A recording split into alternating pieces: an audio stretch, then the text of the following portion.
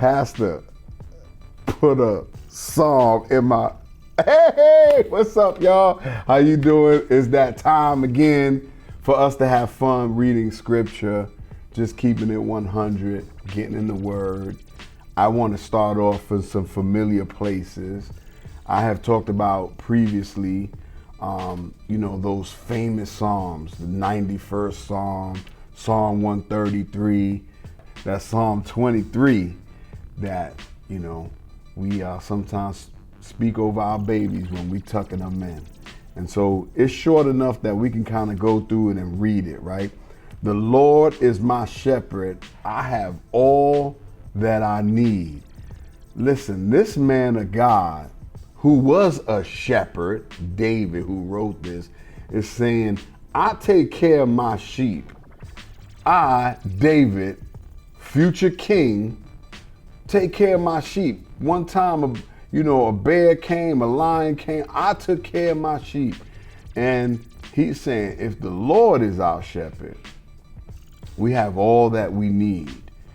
And so, man, I just want you to know, as we talk about putting a psalm in your palm, to keep that ever before you, that with Christ you have everything you ever need. Somebody taught me a math equation back in the days. It says everything minus Jesus equals nothing, but nothing plus Jesus equals everything. When the shepherd is saying, as a shepherd, that the Lord is our shepherd, that we have everything, we should take great comfort in that. Then he begins to talk about, his experiences, why he's so confident in the shepherd.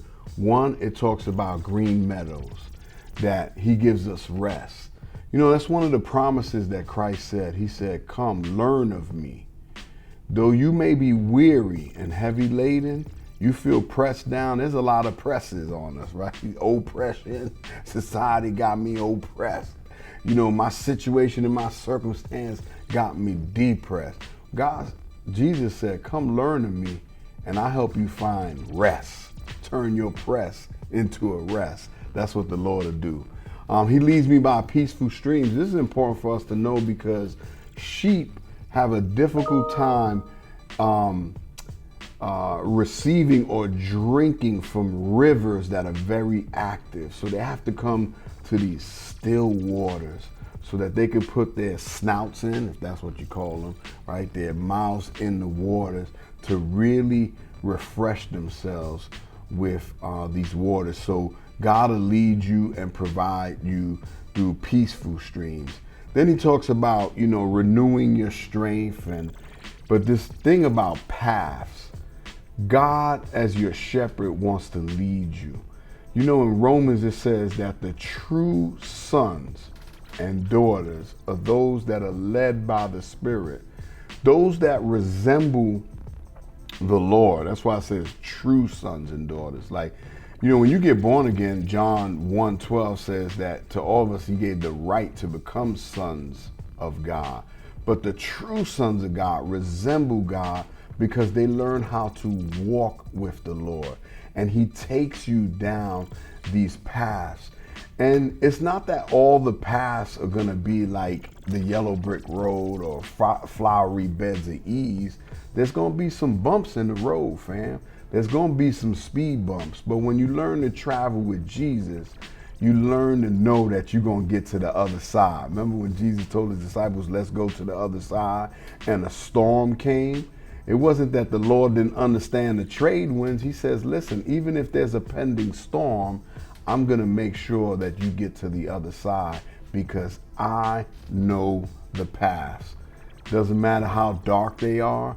Don't matter if you got to climb or you find yourself going under in some valleys. The Lord is there with you at all times. He said, your rod and your staff, they protect me.